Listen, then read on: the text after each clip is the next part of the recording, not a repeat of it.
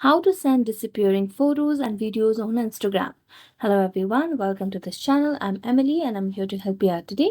So without any delay, let's get started. Now first of all, open up your Instagram application on your device and go to the chat that you want to send this disappearing photos and videos to.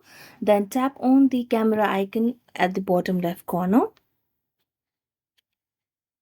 Then click on any picture if you want, or any video, or you can also select the from the gallery section.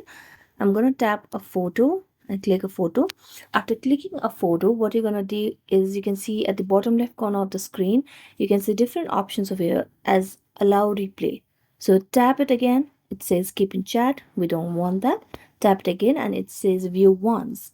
After it comes as view once, then tap on send, and this photo will be able to send disappearing photos and videos on Instagram. So thank you so much for watching this video. If you enjoyed watching it, don't forget to like, subscribe and hit the bell notification for more updates. That's it for today. See you next time.